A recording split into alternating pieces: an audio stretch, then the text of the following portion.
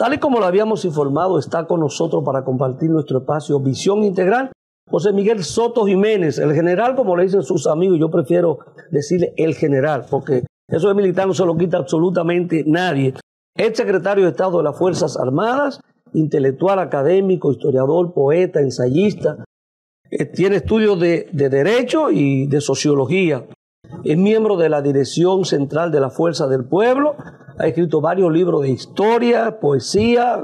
Ese tema, un general, un militar acabado, metido a la poesía, con muchos éxitos. Varios ensayos. Es miembro de la Academia de la Historia y de la Academia de la Lengua. Ha recibido reconocimientos nacionales, internacionales, profesor de varias universidades, de cursos especializados, y bueno, ha recibido premios tanto de poesía también y de algunos ensayos, premios, creo que el premio nacional de la Feria del Libro, y en la Feria del Libro también. Para nosotros es un placer recibirle en Visión Integral. Bueno, realmente el placer es mío de encontrarme aquí en este espacio, más allá de la cortesía y de eso que se acostumbra a hacer un intercambio de eso mismo, de gentileza. Yo quiero expresar mi satisfacción de estar aquí y aprovechar estar aquí entonces para mandar un saludo, como siempre, muy dominicanista, muy pueblista y muy leonelista a toda la audiencia. En ese sentido, expresar esa satisfacción que te digo que siento desde el punto de vista más sincero, pero sobre todo más ciudadano. Y ya digo ciudadano porque yo creo que la ciudadanía, en términos reales, es simplemente el gestor político. El gestor político consciente de sus deberes y consciente de sus derechos. Orientado siempre, porque si no, no tiene sentido, hacia lo que se llama el interés nacional. Ya. Mire, con usted se puede conversar de diferentes temas. La parte política creo que es importante. Y a mí me gustaría empezar un poquito con el tema de la Quinta República. Sí. Un proyecto político que usted da a conocer en el 2004, pero formalmente ya en el año 2008. Sí. En algún momento buscó reconocimiento ante la Junta Central Electoral en el año 2011, creo que en marzo del 2011. Y últimamente usted ingresa formalmente a la Fuerza del Pueblo y es miembro de su dirección central. Abraza, vamos a decir, los ideales y el camino del doctor Leonel Fernández. ¿Qué pasa con Quinta República? ¿Se relega, se mantiene o se fusiona con la Fuerza del Pueblo? Bueno, como tú has vislumbrado y dicho, el proyecto de Quinta República, y yo pienso que eso hay que explicarlo para la comprensión de la gente. Quinta República es una fundación, primero, y nació como fundación. Y después fue evolucionando hacia una organización política. En ese sentido, entonces, lo que ha pasado ahora, para no meternos en la historia de Quinta República, que tiene ya 15 años, vamos a cumplir 15 años. Ahora, yo quiero especificar que yo ingresé, el ciudadano, y todo eso, lo demás que tú dijiste, incluyendo el liderazgo de la Fundación Quinta República y de la organización política. Entonces yo me inscribí en la Fuerza del Pueblo. Decidí tomar partido hace unos meses en la Fuerza del Pueblo. Y es un acto que yo vi, muy bonito, un acto muy grande. El acto se explica en sí mismo, pero debo decirte que Quinta República, porque esa es tu pregunta, ¿qué pasó con Quinta República? Quinta República es una organización política que ahora es un aliado de la Fuerza del Pueblo, ¿verdad? Es un aliado en toda su nomenclatura. En el caso de la fundación no, porque la fundación no tiene carácter político, aunque lo tiene. O sea, aunque lo tiene, porque sigue haciendo no partidario. Actividades. Claro, porque la fundación, mira, la fundación nació en un interés de preservar, recrear los llamados valores nacionales. Y entonces, por eso camino, y es propio, yo diría que eso surge en el imaginario de poder del pueblo dominicano. Todo el mundo me preguntaba, los comunicadores me preguntaban sobre mi paso a la política. Y yo decía que tenía que tomarme un tiempo para ello. No de forma oportunista por los gobiernos, no, sino porque yo tenía que purgar, y esa es la palabra, purgar la lógica militar. Una lógica militar a la que yo había dedicado mi vida entera. Toda la vida. Y aunque la política y la guerra se parecen, y no solamente se parecen, ¿no? Los principios que rigen a uno, rigen a otra. Sin embargo, lo que cambia son los medios. En la guerra, el uso de la violencia y el uso inteligente de la violencia, oportuna, pertinente, etcétera, significan el atributo principal.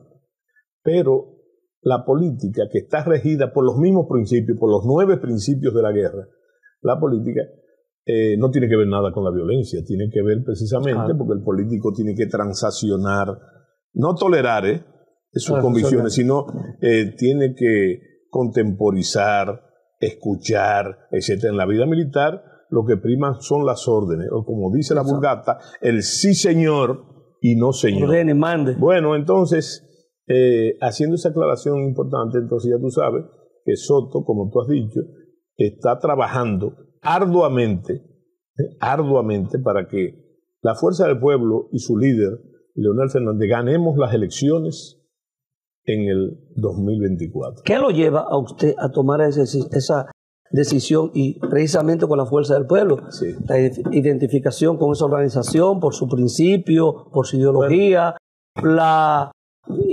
cercanía con el presidente Fernández, su pensamiento, sus ideas. Sí, bueno, lo principal, eso también es una respuesta larga, pero yo voy a intentar racionalizarla, vamos a llamar así. Lo primero es, ¿por qué yo tomo ese paso? Como ciudadano, no como guardia, ni como... Yo tomo ese paso como ciudadano, primero, por una condición natural, temperamental mía.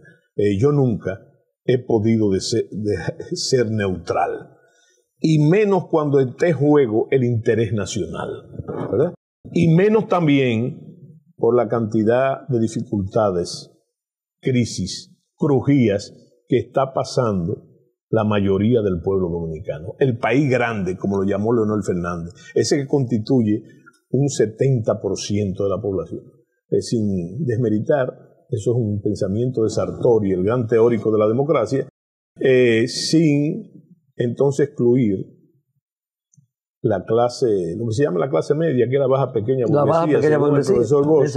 Y esa estratificación sin social excluir tampoco, que nunca están excluidos, ese 0.5% de la población, que es el país chiquito, que lo tiene todo y goza de todos los el 95%, entonces sí. tiene Bueno, esa Sartori dificultad. decía que la democracia es el gobierno de las mayorías sin excluir las minorías.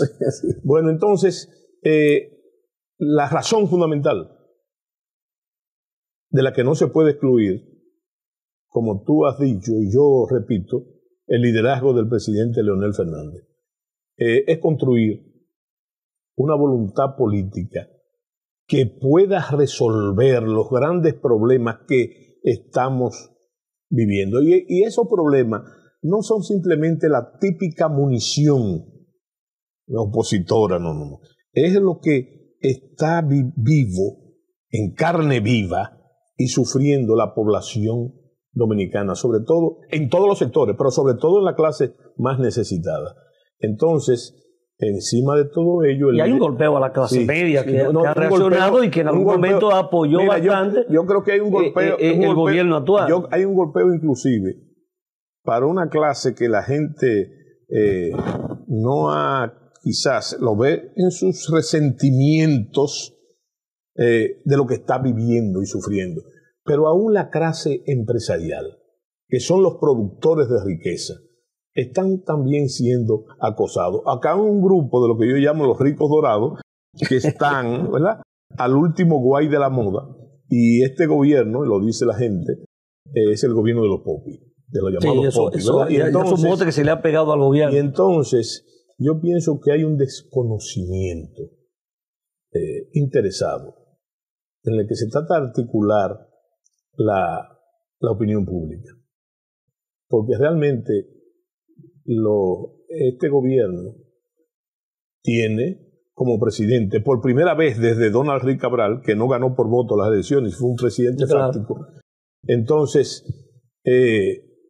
es gobernado realmente, ha llegado un popio a la presidencia de la República, ¿verdad?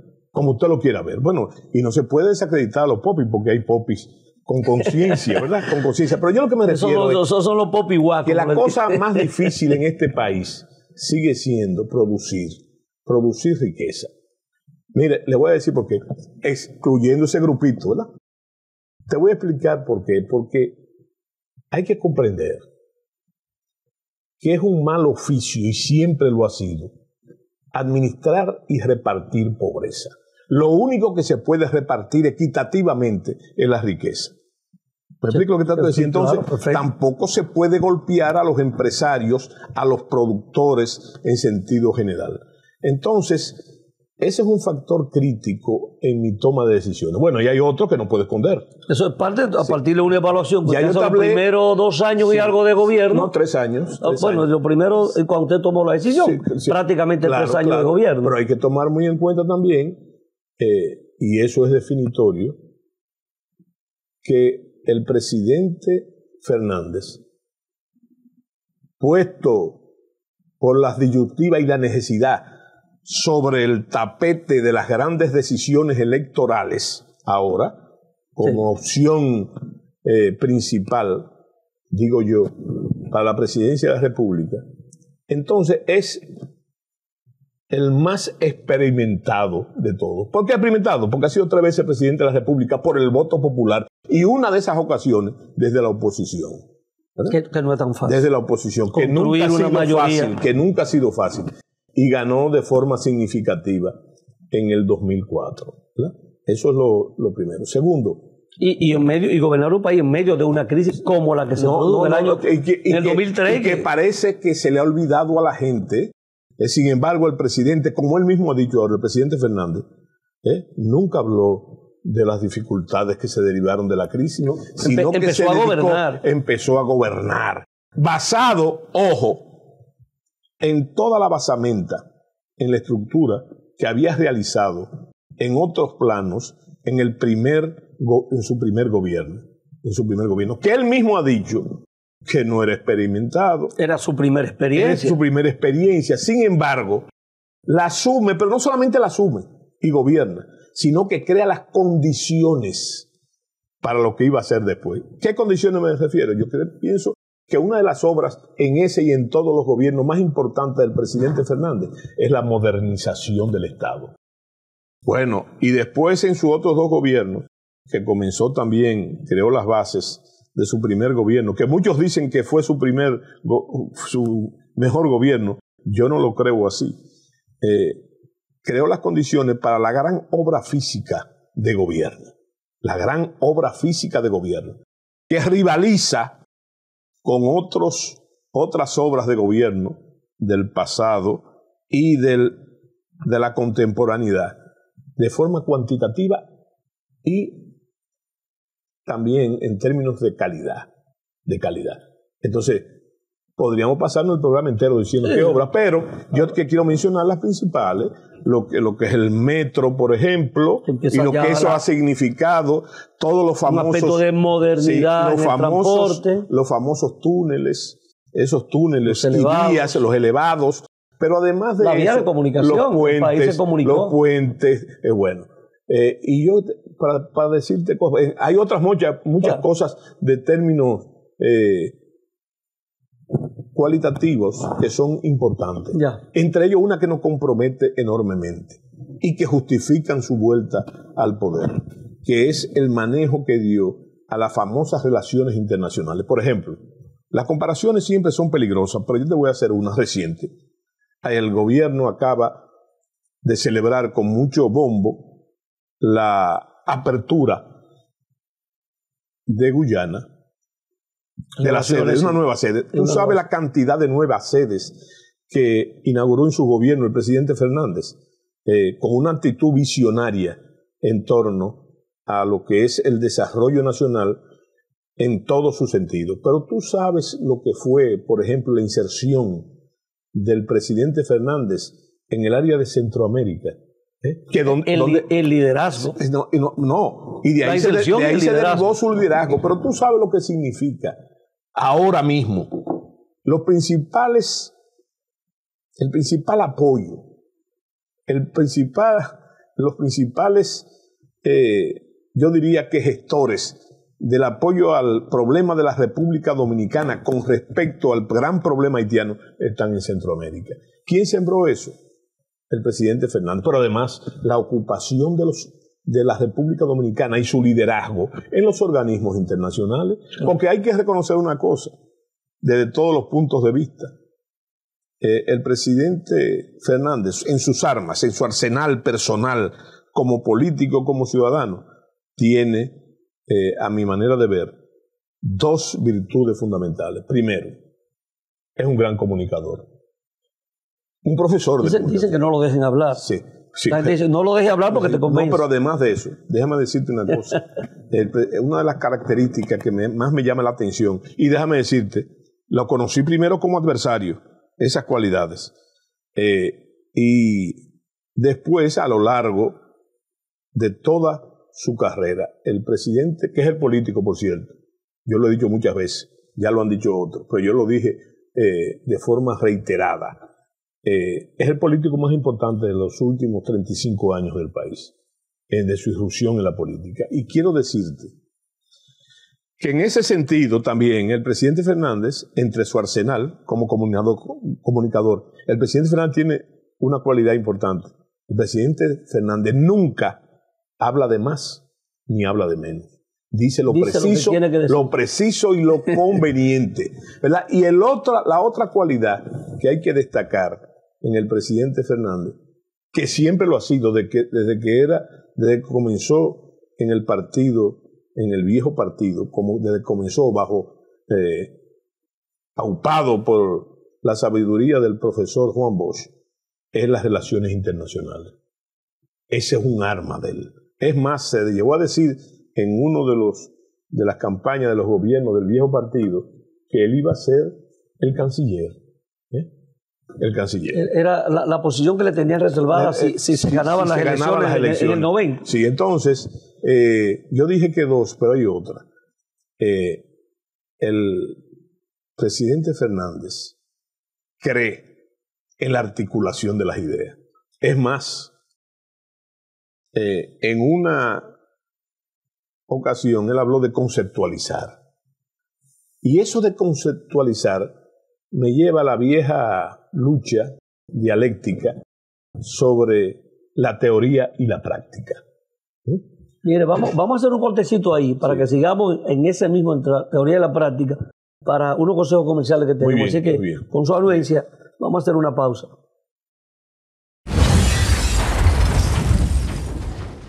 Este es Nils. Inventó el cinturón de seguridad hace más de 50 años. Estudió los principales riesgos de accidentes de tránsito en automóviles, evitando millones de fatalidades en todo el mundo. Como Nils, en la Superintendencia de Bancos también trabajamos para protegerte, velando por tus derechos y reduciendo los riesgos a través de la supervisión y la regulación bancaria. Porque cuidando del sistema, cuidamos de ti. Superintendencia de Bancos de la República Dominicana, por un sistema financiero sano y para todos.